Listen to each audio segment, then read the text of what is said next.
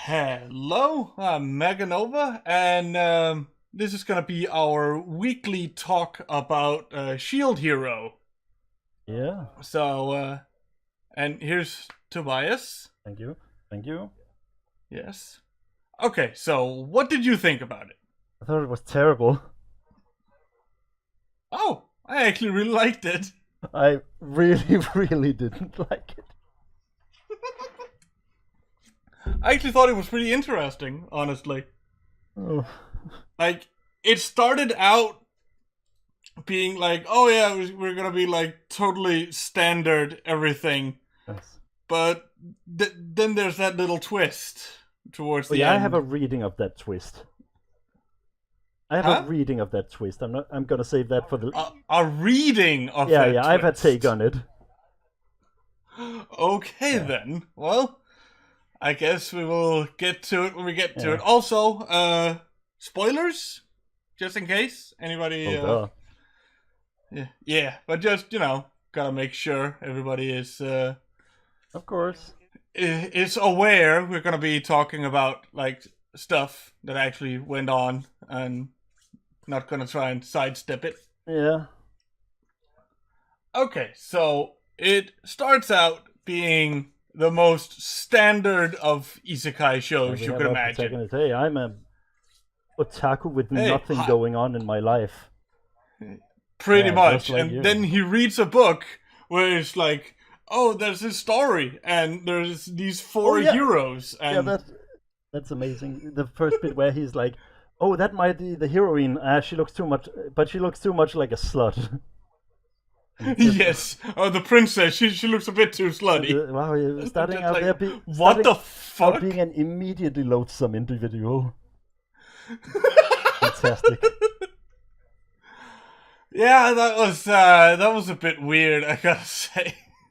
And then he gets summoned. But yes, right as he's reading about the four heroes, then he gets summoned in, and he is then the titular shield hero. Immediately when who- reading the book mentions, "Hey man, the all are getting all the action. What about the shield?" That he brings up. Yeah. And then everybody's just like, shield hero, Yeah, who get them. cares? Those three, they just immediately are like, "Fair enough, but we gotta get something out of this." Yeah, they were all just completely arrogant pricks from the get-go. And it's just like, I was like, okay, fine, if you really want me to hate them right from the start, I guess that's a way to do it. I thought they were insufferably arrogant, and I just... Well, I hate the protagonist, so that's fine. Oh, I wish he was dead. I actually kind of like him. Like, yeah, he was a bit of a spineless ass in the start, but I liked it when the twist happened and he was just like, you know what, fuck it, fuck everyone, I'm just gonna do my own thing. I mean, I love how he mentally is like, oh my god, these guys are so arrogant, as if to sort of just signal the audience, this is your opinion. Well, I mean, honestly, that is my opinion of them, not just because he said it, but just I just happen to agree Although with I do him. like that they're immediately someone that they just get down to business. All right.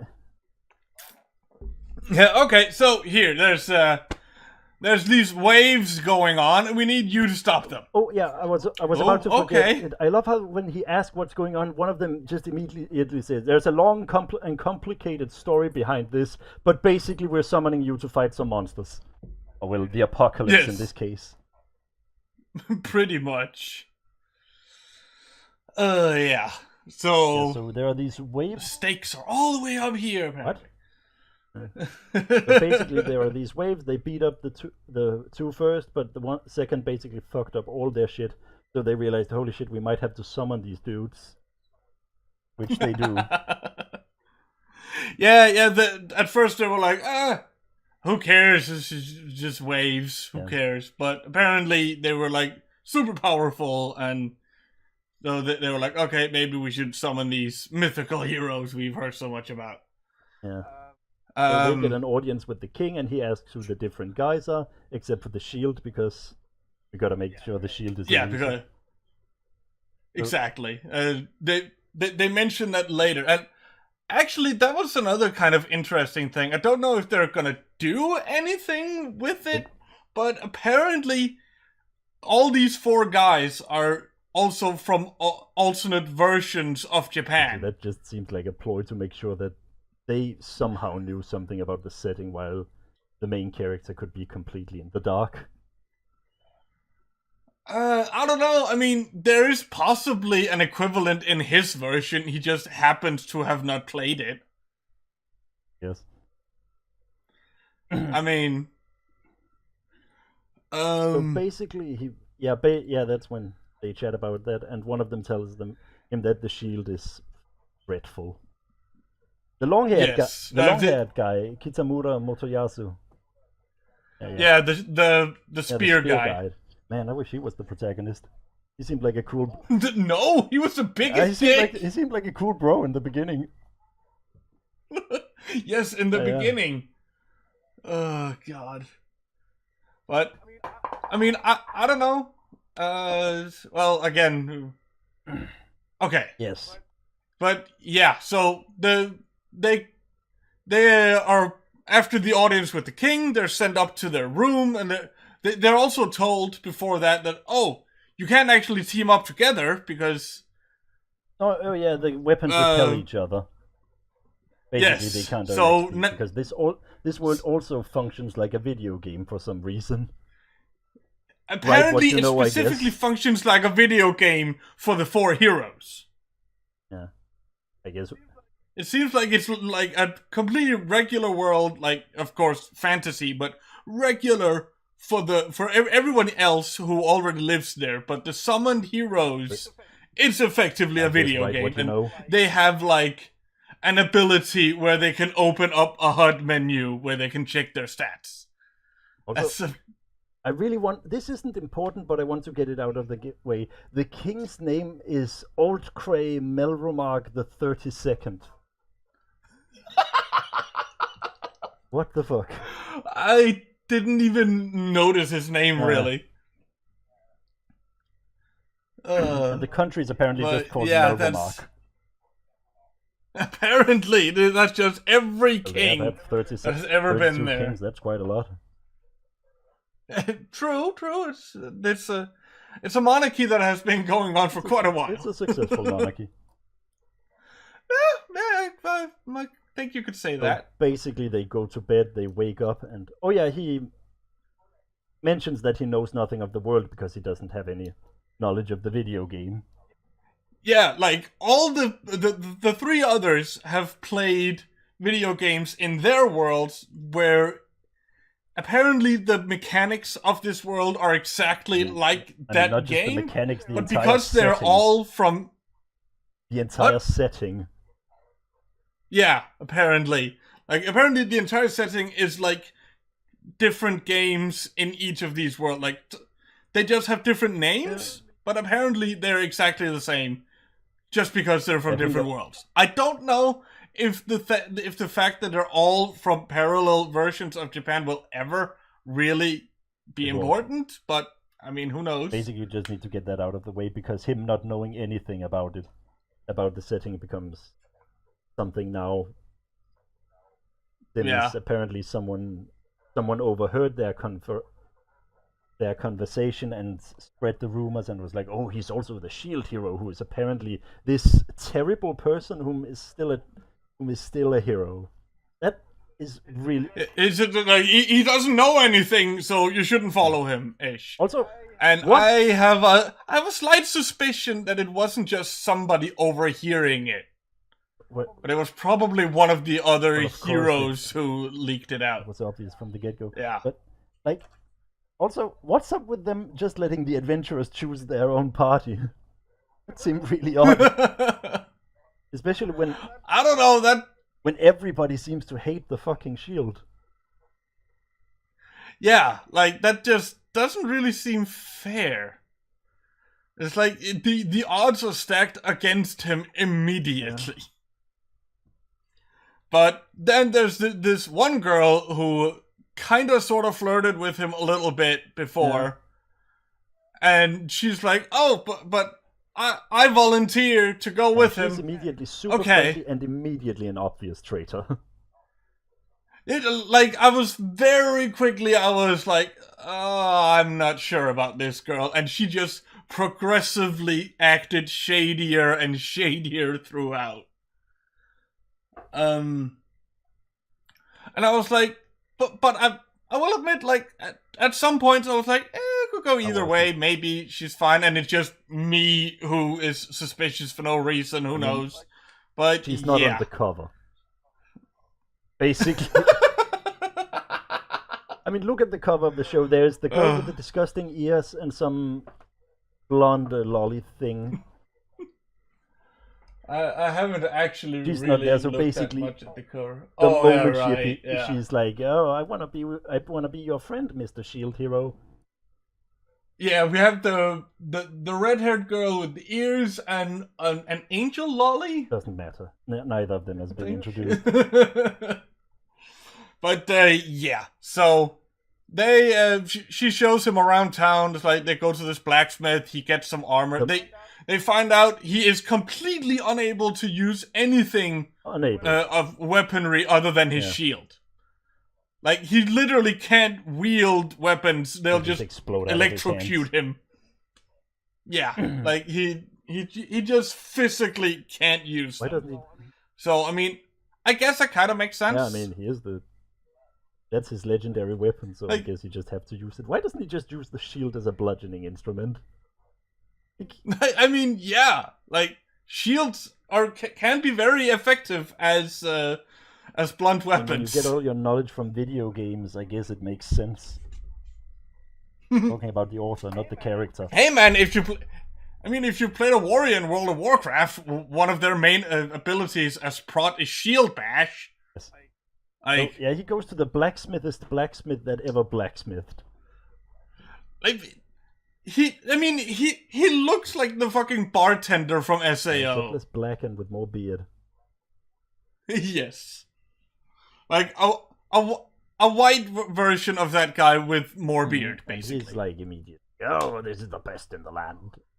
And yeah, and just like, oh, can't wield any of it, doesn't work. Okay. Sends him some buys him some terrible looking chainmail.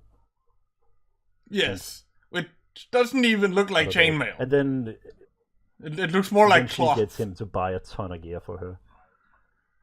Yeah.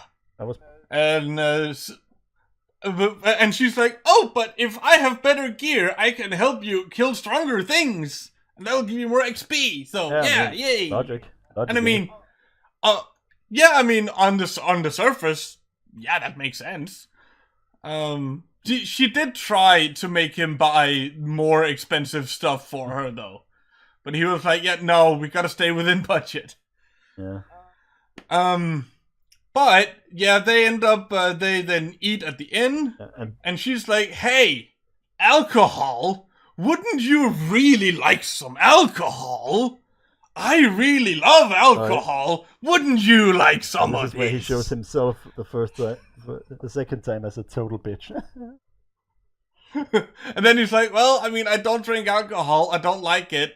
Don't think it tastes good." Well, it's basically me. Like, I just don't like the taste of alcohol, so I don't drink it. One of the most nonsensical things afterwards.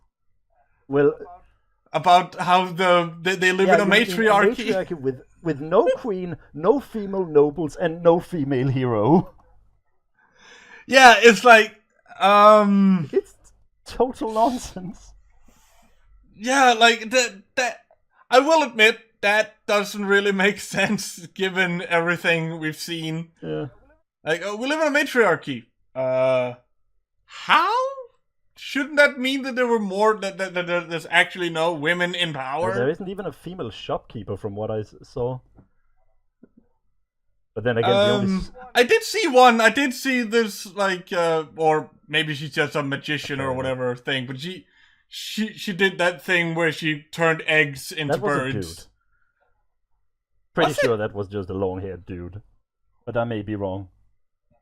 That looked very much like a woman to me. She might just have been a bit flat-chested. I don't know. But she had like you know, the very stereotypical witch outfit. All right, Yeah. I may be also thinking of the wrong character. I don't know. Yeah, so Maybe. basically he goes to bed.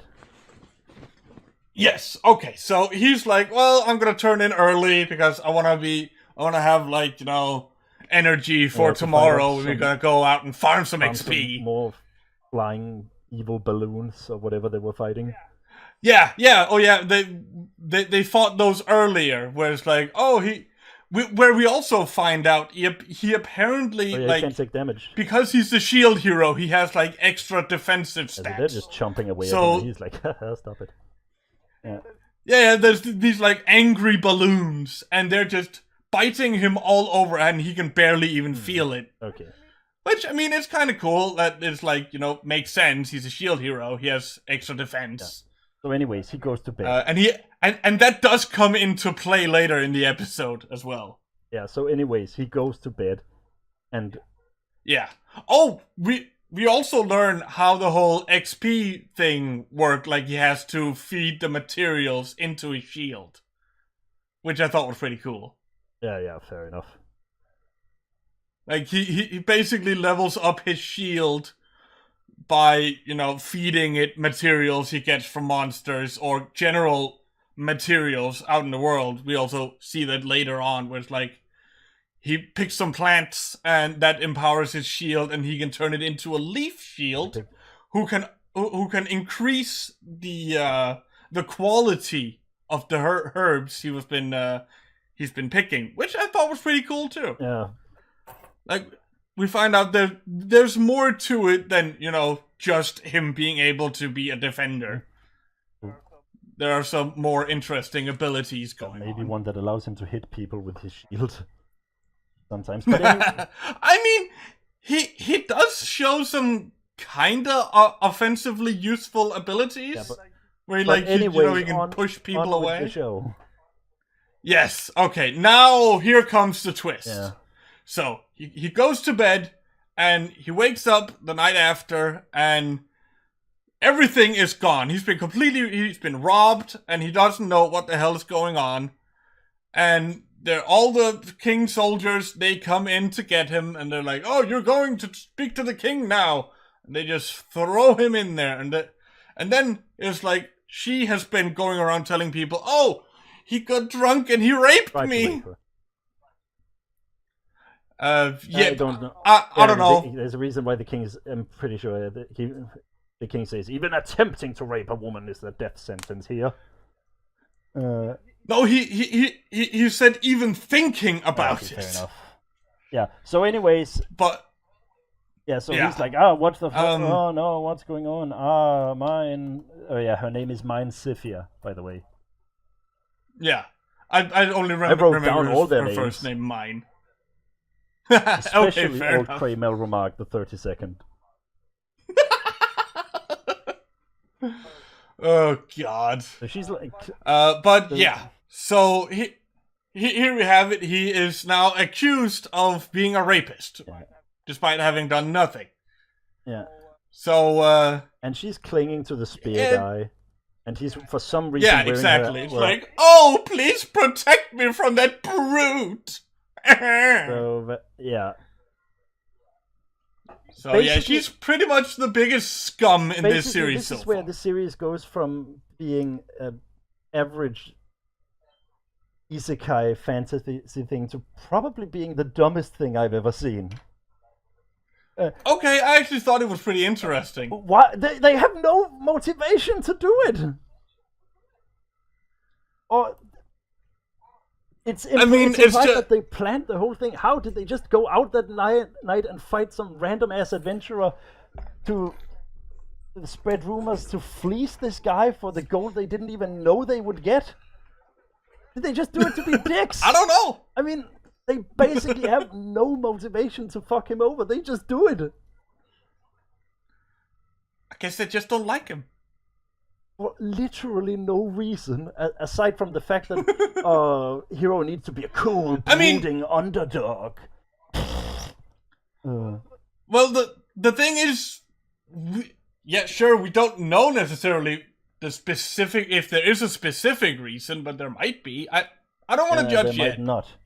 I'm judging it as soon as I can. Yes, but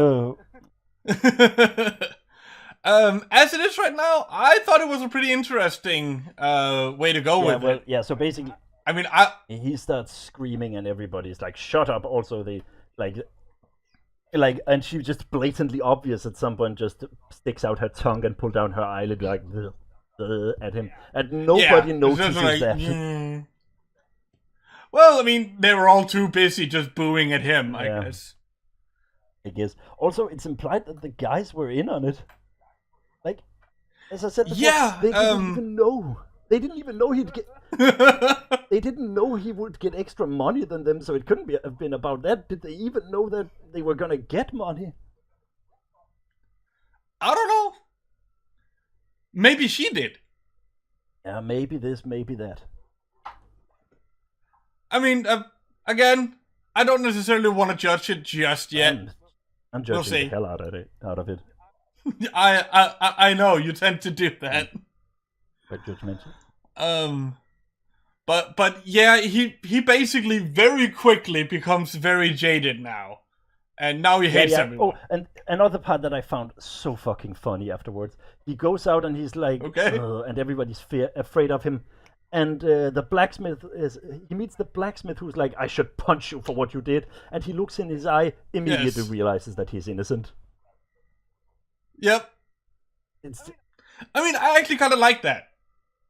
Like that the blacksmith is like, okay, you don't seem like you. I can feel that you're genuine. So basically, was everybody else there in on just knocking this fucker out? Because it really does seem like everybody just for some reason wanted to fuck over the shield hero. Because that leads me to another thing. They have this weird ass hatred for the shield hero, and they treat him like dirt, even though he's supposed to be one of the 4 heroes to save their goddamn kingdom. Yeah, I will agree. It seems a bit weird that they even summoned the shield hero, considering their prejudice towards him. I know why they do it. It's so that he can be the edgy underdog. I will say though, it does take balls to have your hero start from absolute rock bottom. He just hasn't realized why the shield hero is actually secretly overpowered. It's just because nobody else before him has realized the potential of the shield hero. And he will be the first one to fully realize it, and then they will eat their words. Gosh dang it. Weird, I don't know what to call it, Japanese exceptionalism in isekai shows. Yeah, they do have a thing where it's like, oh, the underdog who can just put in the work, just gotta work hard, and then you work harder, and the harder you work, the better things will get for you. Yeah, okay, so he's basically he gives him a cape for like that he can pay for at any time, and then he goes out into the wild and fights some more angry balloons. Yeah, basically he's just like, well, I mean, I gotta go level up, I gotta go farm some XP, so he goes fight some angry balloons, but he keeps a few of them on him. I will admit, for as much as I really already don't like this show, that scene was actually quite funny. Yes. Where it's like he goes up to this merchant who just bought a bunch of balloon material thing from this other guy, and he's like, oh, I'll give you 1 copper for each 2 pieces. Okay, fair enough. And he then goes up, and he has like a whole fucking bag full of them. And he's like, I'll give you 1 copper for all of them. And he's like, well, you just said that to that other guy. And he's like, yeah, did I really? I gotta run a business here. And then he just like pulls out his cape, and he has like 3 or 4 of these angry balloon guys. And he's just like, they're just chomping away. If you don't do as I tell you, they will chomp your face. He actually pulls the guy into his cape so he can get chomped for a bit. Exactly. He's just like, yeah, you wouldn't dare. And then he just takes his head and pulls in under his cape, and he's just like, you're gonna do what the fuck I tell you to. And afterwards he tells him, him to basically just keep trading with me. Also tell everybody about me. The most evil person, the number one beater. Oh wait, wrong anime. It's basically like Batman. I want you to tell all your friends about me. But who are you? I'm the shield hero. Basically. I don't like you. Oh. Yeah. So basically, he then just walks off, and he's like all edgy. He's suddenly gotten way more pale for some reason. Did he? I didn't really notice that. It might just be his change of attitude and the suddenly more muted colors. And then he... Yeah, I think that's probably more what has to be the best character in the show.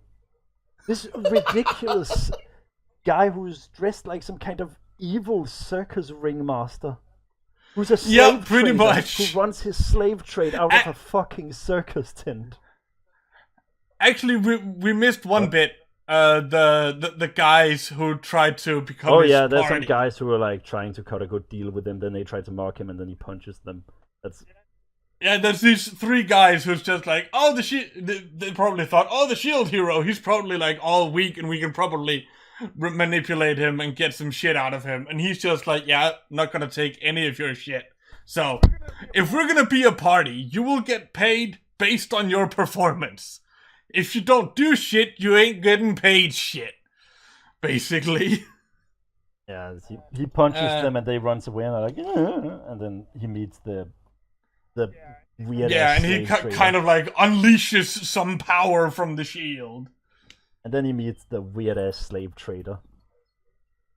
Yeah, and yes, he is probably the best character so far. I'd go as far. He's so over the top. Yeah. Just comes out with this obviously evil grin, and he's just like, yeah, I am evil, but you should come with me. For a brooding anti-hero to come by. Yes, pretty much. To his circus tent that he uses as his slave trading operation.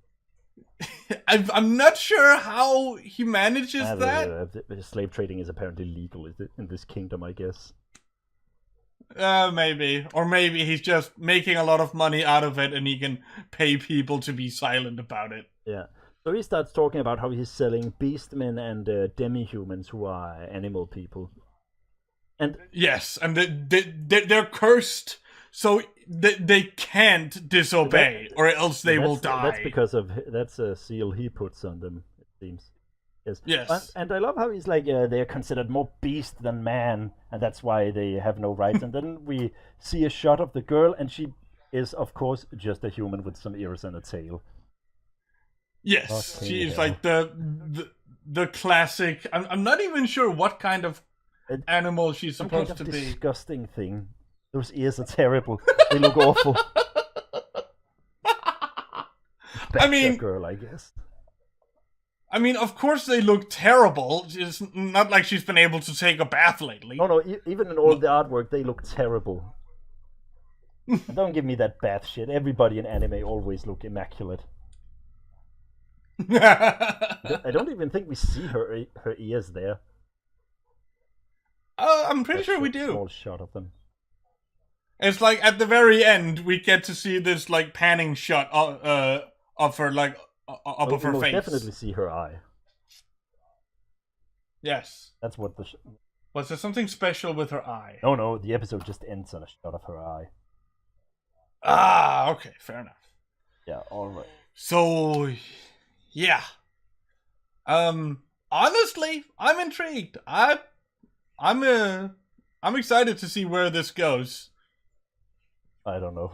I've already gotten a feeling where it goes. Well, aren't you just excited for the next 23 episodes? Oh god, I thought it was a 13-episode show. Why didn't I check? Nope, this is a 24 episode. Okay, but anyways, that scene where he gets wrongfully accused of rape.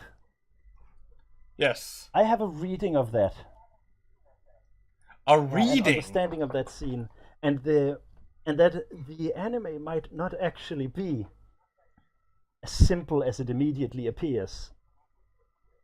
So you see, we have a protagonist, a hero, Iwatani Naofumi. Yes. I think that's the first time we say his name. Yes.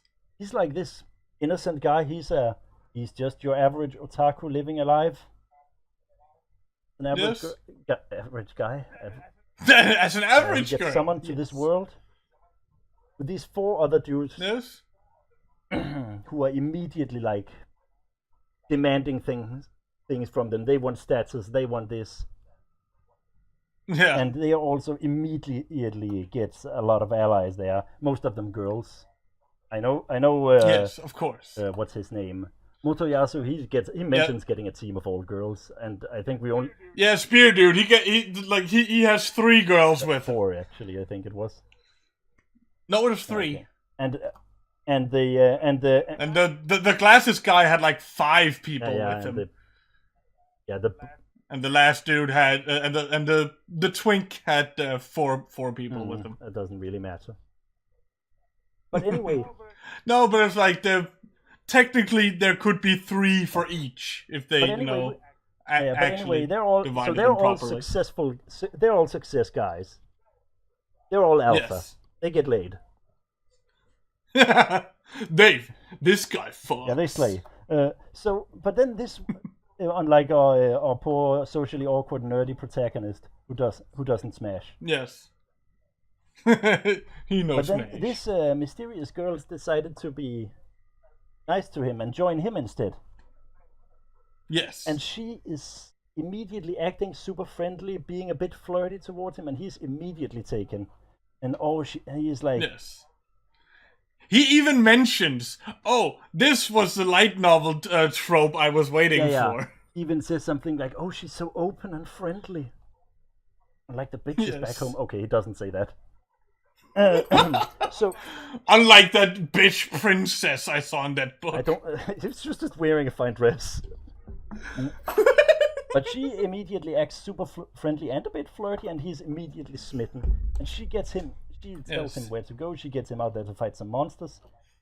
And I mean, I will grant you this. She's the only one who has like at least acted like she treated him with some sort of respect. I get why he would be like, "Oh, she's the only friendly person here." She's the perfect girl. Also, she was the only adventurer with a distinct character design, which was pretty funny.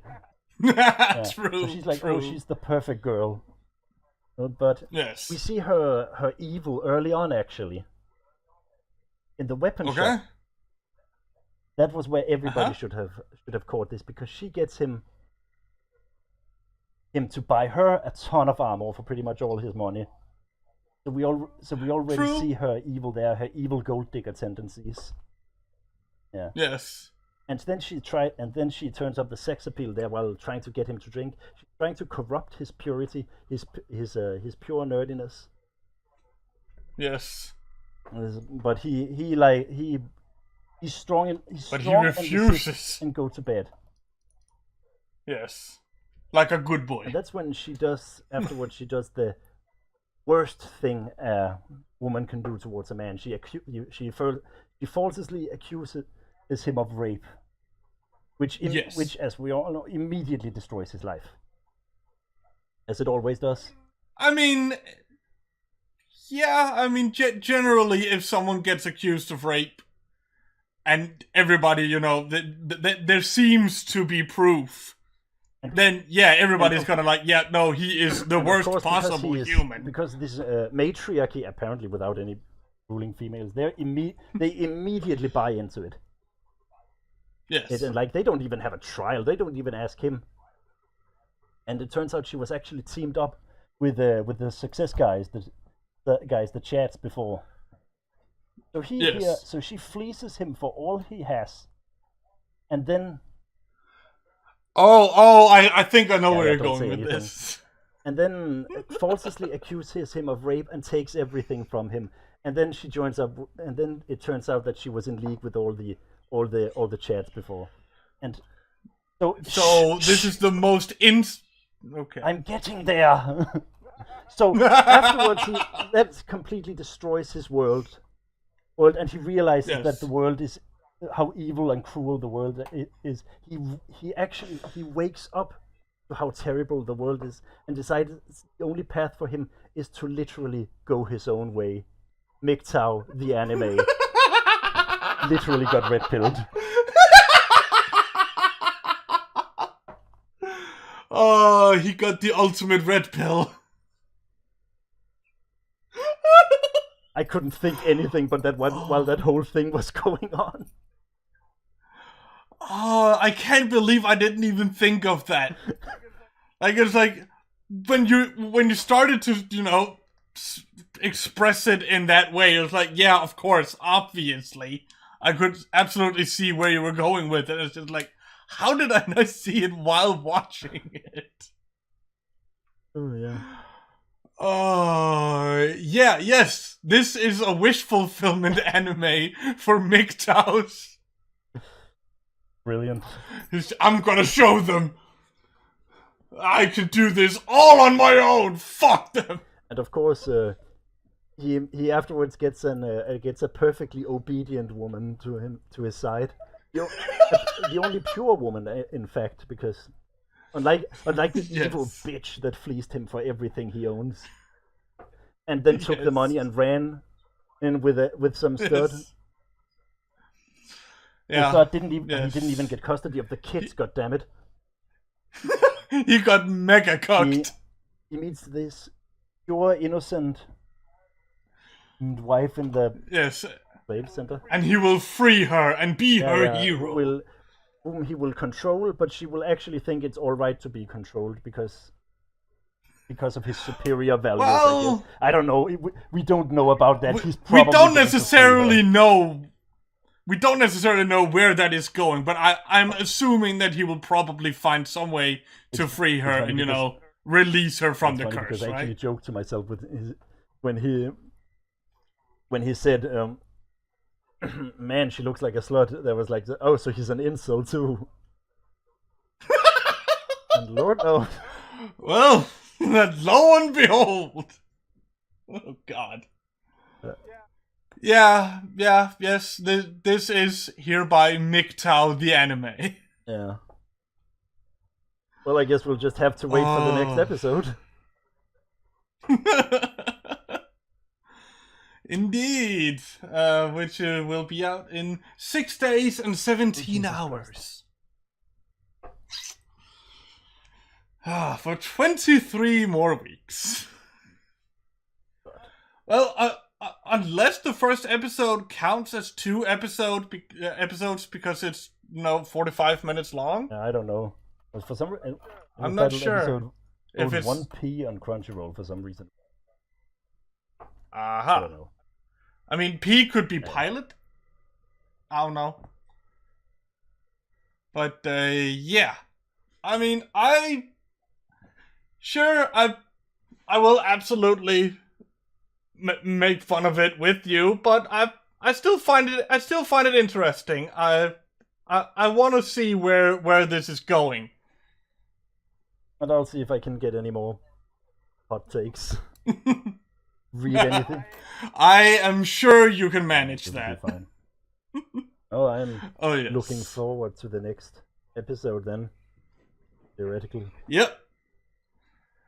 That's gonna be that's gonna be a thing. And I will say though, I'm happy it was a double episode or a double length episode. Because I mean, if it had just been like the first 20 minutes, that would have been a lot in 20 minutes. Well, no, because they wouldn't have had everything. Like you cut off. Yeah, of course. Okay. Before. Well, yeah, wait. They could either have cut it off at the time he gets. And then it was just a bit like. Gets accused of rape, or just condense it. That would have been funny. No, but I honestly liked the pacing. I thought it was fitting the way they did it. Fine. Yeah. So though I will say he switched pretty damn quickly from being wide-eyed innocent to just being. As I said, he took the red pill. No, she took the fucking black pill. Well, yeah, maybe. There's like nothing matters. Well, I guess we will see if some of the supporting cast can cheer him up a little bit. Hopefully. But yeah, that is that. I think that's it for our thoughts on the first episode. Yeah. So I am intrigued. You will probably have plenty of jokes from here on out. Vile. Well, that makes it more fun. So yeah, all my socials down in the description. You can find it down there. My Facebook, Twitter, all that kind of fun stuff. Discord. If you want to go shit post on there, there's you can do that if you feel like it. And yeah, will you sign off in some way? Goodbye. See you next week, folks. I hope you all have a wonderful day, and bye-bye.